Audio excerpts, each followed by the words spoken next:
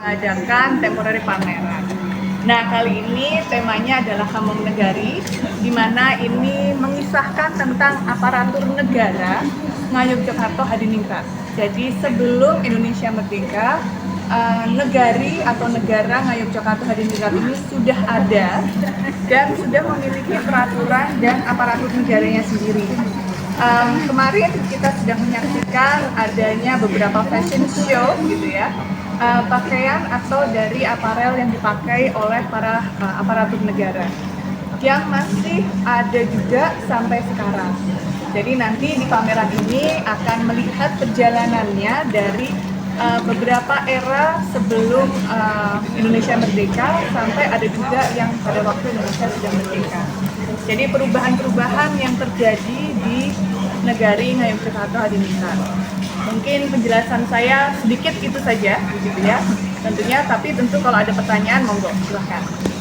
Gusti, mungkin latar belakang Menggali lebih dalam, karena sejarah merupakan perjalanan yang cukup penting, sehingga masyarakat itu tidak hanya mengetahui bahwa Jogja itu supaya masyarakat mengetahui bahwa Jogja itu sebenarnya sudah memiliki tatanan sendiri sebelum Indonesia merdeka. Dari peradilannya, dari segi bagaimana menjalankan sebuah negara.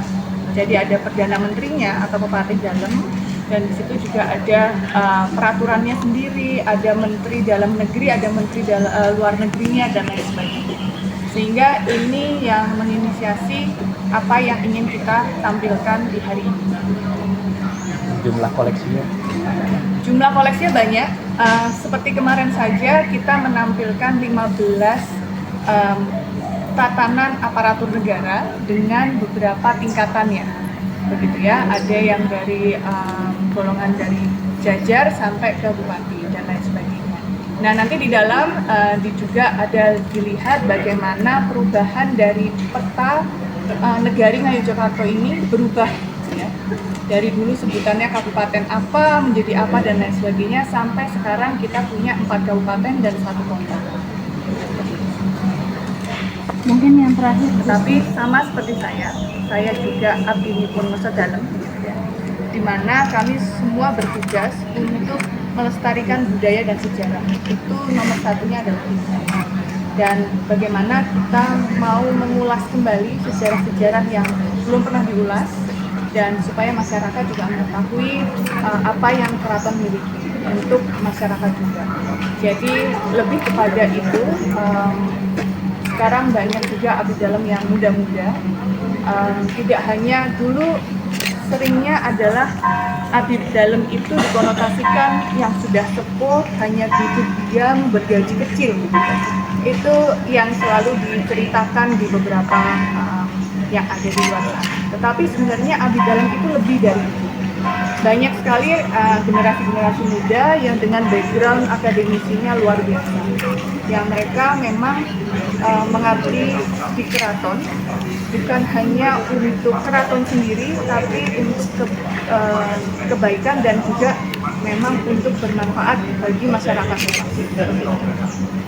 Monggo silahkan, selamat menikmati pameran temporer kami kali ini yang akan berlangsung dari hari ini tanggal 8 Maret. Ini sudah dibuka, tadi Mas Dalam juga sudah datang melihat, dan tentunya sampai nanti bulan Agustus. Kami minta masukannya, tentunya kami juga sangat-sangat menerima kritik dan saran dari rekan-rekan. Selamat menikmati pameran temporer Hamong Negari. Monggo. Oh iya, dipandu oleh tahun ini senada dan seirama dengan agenda simposium. Pameran kali ini mengangkat tema aparatur sipil dari negara Yogyakarta, dan kami memberi judul pameran ini adalah Hamong Negari. Hamong sendiri merupakan satu terminologi yang dipinjam atau yang kami lacak, kami peroleh dari bahasa Sanskerta atau bahasa Jawa Tuna yang kita bisa lacak melalui kamus online, yang berarti menjalankan, memelihara atau menjaga. Sementara nagari ya negara, pemerintahan atau kota atau raja. Sehingga Among Nagari adalah representasi dari mereka yang menjalankan pemerintahan negara. Informasi atau terminologi ini juga bisa ditemukan dalam beberapa sumber seperti Among Projo, kemudian Niti Projo, yang semua berhubungan dengan bagaimana kesatuan dalam negara kerajaan itu dibentuk. Dan ini menjadi terminologi atau informasi yang lazim tidak hanya di Yogyakarta, bahkan di Mataram sebelumnya, Kartosuro, Surakarta, Klaten, sampai di Yogyakarta. Dan Among Nagari bukan hanya persoalan bagaimana kita membaca terkait dengan aparatur negara, tetapi kita mencoba untuk membaca periode ini sebelum Perang Jawa, setelah Perang Jawa, dan menjelang reformasi kemerdekaan. Nah, pertama kita bicara tentang Among Nagari yang sangat relevan, bahwa hari ini kalau kita merujuk pada satu konvensi di Montevideo di Uruguay di tahun 1933, disebut bahwa salah satu unsur dari kedaulatan negara adalah adanya pemerintahan yang berdaulat sendiri, dan Among Nagari menjadi salah satu hal yang mendukung kedaulatan dari negara Yogyakarta pasca perjanjian Kiai. Untuk mengetahui apa saja yang kemudian menjadi periode atau pembatasan periode berdasarkan koleksinya, kita bisa masuk ke yang lain.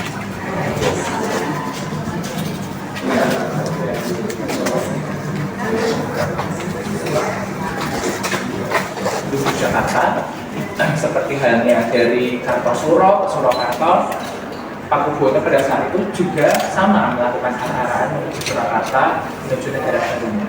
Pasca Kiai, Manggar Batu Bumi menuju daerah yang kemudian bernama Garjipawati dengan arah-arahan yang sama.